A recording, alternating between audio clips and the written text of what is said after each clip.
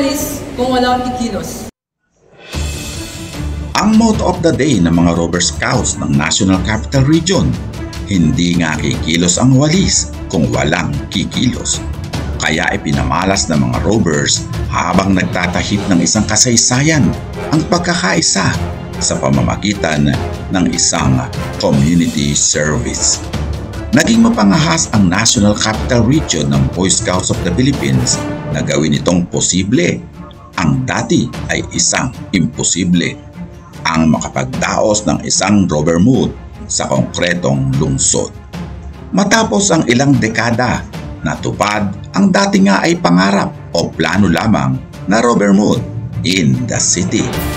Hindi nga kikilos ang walis, kaya kumilos ang mga opisyal ng National Capital Region at pinangunahan ang community service ng pinakaimportanteng sangkap ng isang Rover Mood. Kasama ang ilang mga Rovers, buong siglang nakiisa ang mga pinuno upang maging ehemplo sa mga kabataang Scouts at makatulong sa komunidad. Dahil nga dito ay kumilos ang mga Rovers ng NCR. Pinakilos ang walis tungo sa makasaysayang Rover Mood.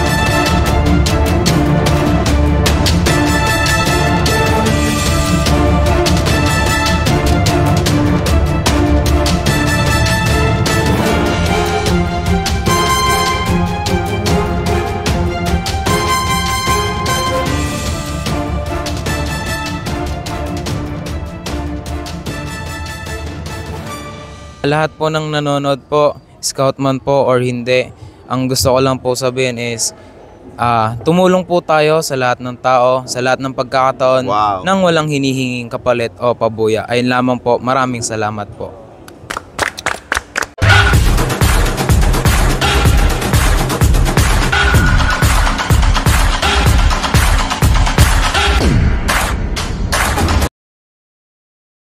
Tapos ang isang matagumpay na seremonya sa pagsisimula ng Rover Mood na pinangunahan ng pamunuan ng National Capital Region ng Boy Scouts of the Philippines, pati na ang mga kaagapay nito sa Department of Education, isa ring mga punong abala sa ginanap na Rover Mood at ilang mga pinuno ng lungsod ng Pasay ay nagsimulang ipagdiwang ng mga Rover Scouts ang isang piging ng pagkakaisa, pagkatuto, paglago ng kaisipan, pakikipagkaibigan at pagbibigay serbisyo sa pamayanan.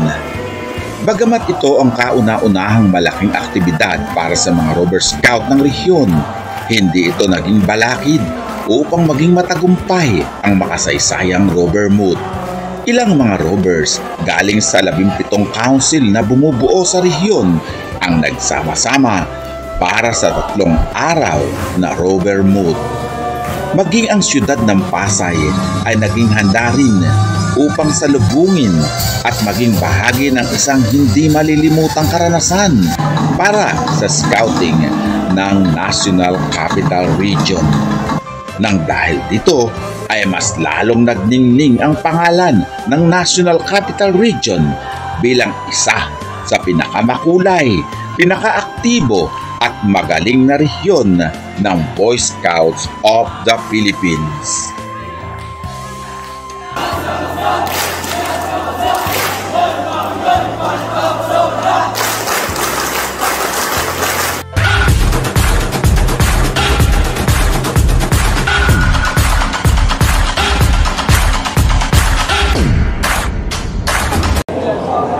Okay, kasama po natin si Schools Division Superintendent Joel Torrecampo. Good morning po, sir. Good morning. Ayan, sir, ano po ang role po ninyo dito sa Rovermouth, sir?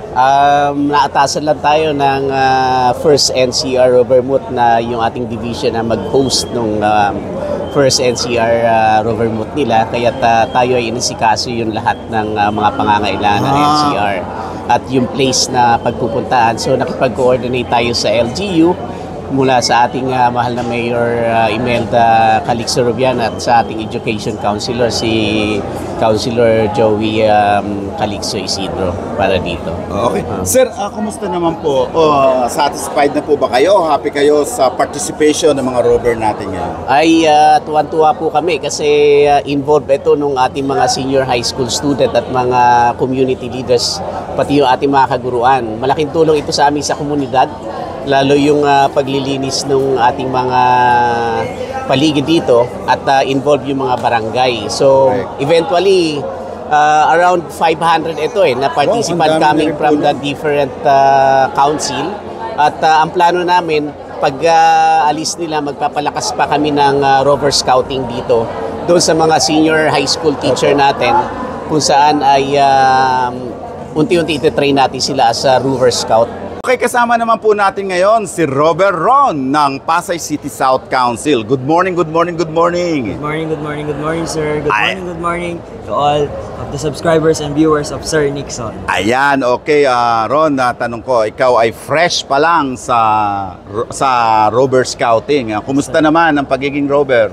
It was fun naman po at especially it is happy to serve people kasi yun nga ang motto ng Rover Scout is together we serve. So serving people means a lot to me, sir.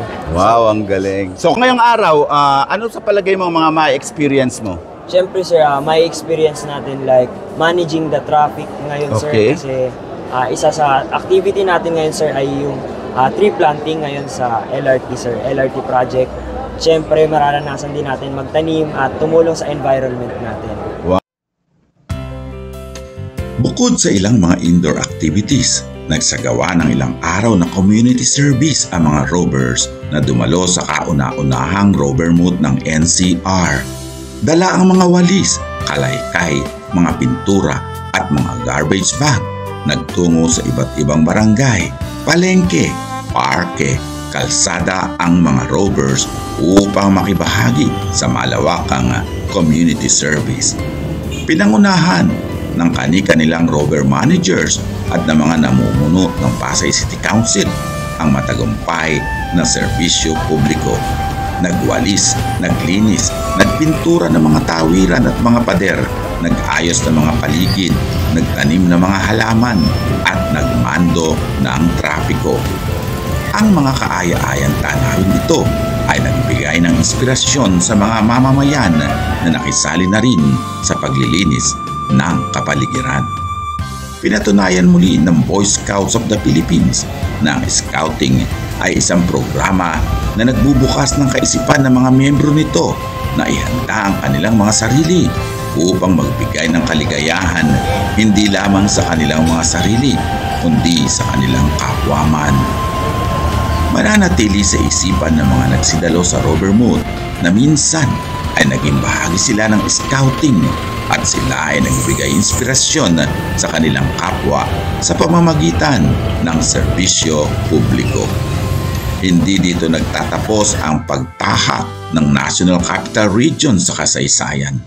Ayon kay Ginang Lorena Landingin, ang officer in charge ng isa sa tinitingala ngayon na 10 rehiyon ng scouting na ito ay simula pa lamang at sa susunod na taon ay mas pag-iigtingin nila ang mga programa upang mas lalong maging makahulugan ang Rovermouth. Ayan, kasama po natin si Councilor Joey Calixto Isidro. Yes, Good morning, sir. Good morning. It's always good morning. Sir, kayo po ay Vice Chairman ng Pasay City Council. Yes po. At coordinator din po kayo nitong Rovermouth. Yes po. Sir, kanina nakita ko po kayo, kasama po kayo ng kabilang grupo. Kumusta naman po, sir, itong overall ang inyong ginagawa pong community service? Actually, ayos na ayos po. Hinati po namin ang 3 area, no?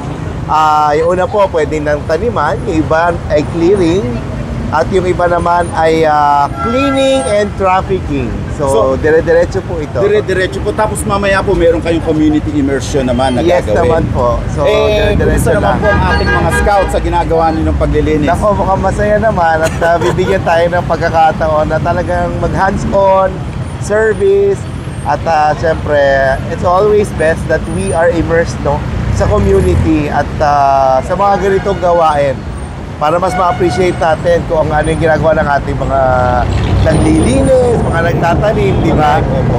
Sir, kanina napansin ko, habang naglilinis po yung mga scouts, Yes po. yung pong mga nagtitinda at saka yung pong mga nasa pwesto, naglilinis na rin. Ano po masasabi nyo yun? Parang sinabayan po nila. Opo, talagang ganyan po yata ang ating ninanais for us to be effective in terms of showing the community what we do, and of course, for them to actually emulate our good deeds.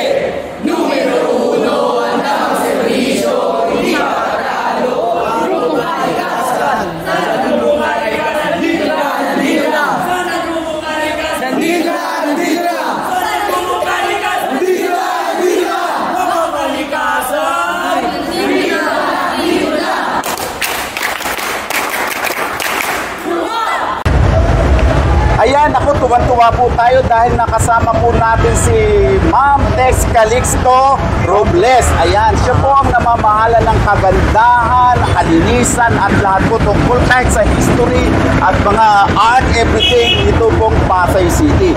Nakasama po siya ngayon dahil minomonitor niya kung ano ginagawa ng mga rovers. Good morning po! Good morning po sa inyo. Ayan, ma'am, ako salamat po at nandito kayo. Ma'am, ano po masasabi niyo ngayon sa mga Boy Scout o mga Rover Scout na nagsasagawa ng clean-up campaign o cleaning dito po sa inyong lugar? Ako po ay tuwang-tuwa dahil po kasama namin kayo sa paglilinis at pagpapaganda ng Taft Avenue. Kailangan po namin ng tulong ninyo at ang City of Pasay dahil po sa ngayon po naglilinis po tayo, pati po yung mga segregation, yung recycling, ginagawa din po namin yan. Tuwan-tuwa po kami na andirito po ang mga Boy Scouts at saka ano po yung isang kasama natin dito? Mga Rover Scouts po. Mga Rover Scouts, okay. Masisipag po sila, pumapanik po sila dito sa ating planters. Kinukuha po nila yung mga bato para ma-clear na po yung ating mga lupa na nire-ready nila para mataniman na po natin. Oh yeah! Tara! Mga katao! Lahat! Magkakaisa, magkakasama, mga katao! Mga tao!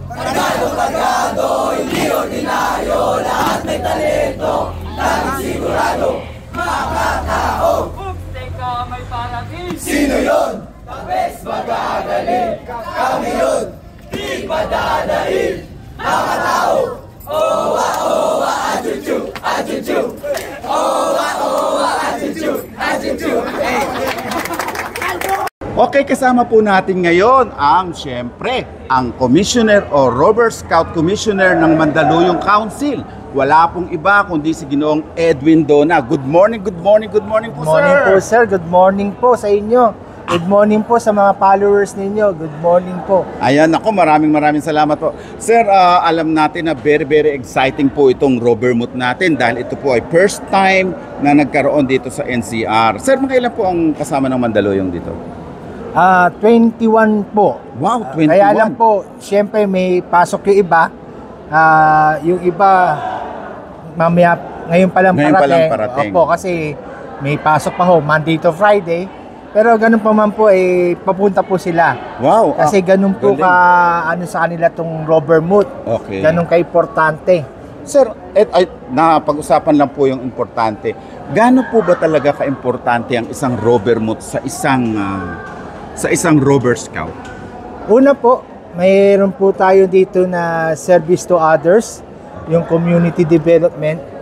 Ngayon sa personal yung tatawag po nating immersion. Opo, sa immersion. Opo, immersion po. Tumutulong po tayo sa mga komunidad.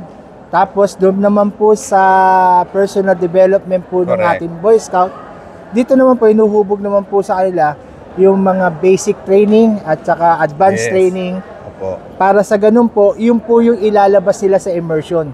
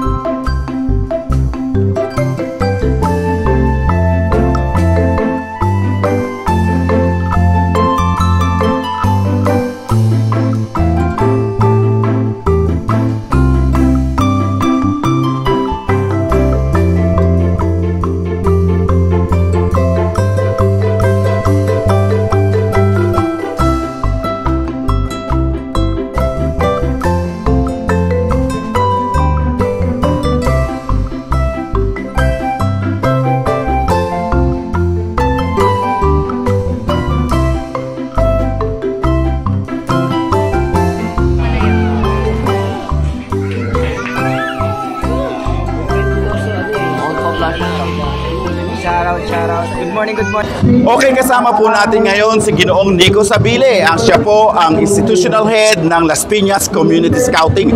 Good morning, sir. Good morning, sir. Good morning. Sir, buti po nakasama ka ngayon dito sa Robber Moot at ang iyong mga robbers. Ayun, sir, sa palad ng Diyos, nakasama tayo ng maayos at ligtas.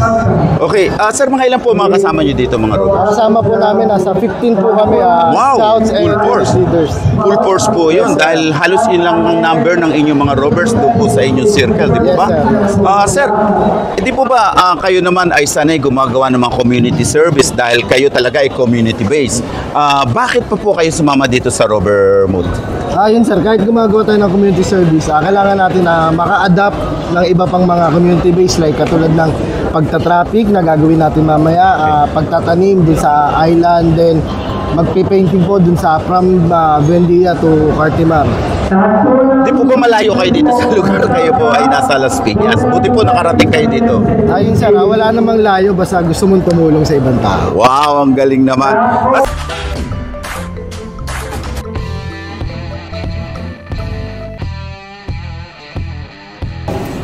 Pag pinarap ko po sa matawan, wala lang po magdadagdagan. Nagkakaintindihan po tayo.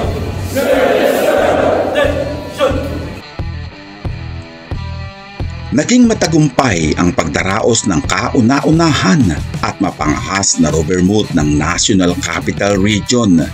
Ilang dekadang pinag-isipan, ilang dekadang pinag-usapan at pinagplanuhan, at sa isang iglap, natupad ang dati ay isang pangarap lamang. Ang mga robbers ng circa 23 ang siyang naging haligi, ang sumulat ng unang bahagi ng libro ng kasaysayan ng Robber Moot sa rehiyon. Magiging isang alaala na lamang ang naganap na Robber Moot, subalit ito ay alaalang hindi malilimutan ng mga taong naging bahagi ng pagkakaisa at pagtutulungan. Naging haligi nga ang mga taong nagpasya na tuparin ang mga naisin ng mga ninuno ng scouting sa National Capital Region sa pangalan ng mga dating scouts na minsan ay nangarap din ng isang Robber Moot. Katulad nga ng tinuran, hindi dito nagtatapos ang kasaysayan ng Robber Moot. Hanggat may naniniwala, hanggat may nais matupad ang mga pangarap, hanggat may layuning magbigay ng kasiyahan sa kapwa, hanggat may pusong gustong magserbisyo sa kapwa, ang Robber Moot, katulad ng isang araw, ay magbibigay liwanag sa mundo ng scouting, hindi lamang sa National Capital Region, hindi lamang sa mga robbers na sumasama sa mga ganitong pagtitipon, kundi sa buong bansa o Pilipinas man.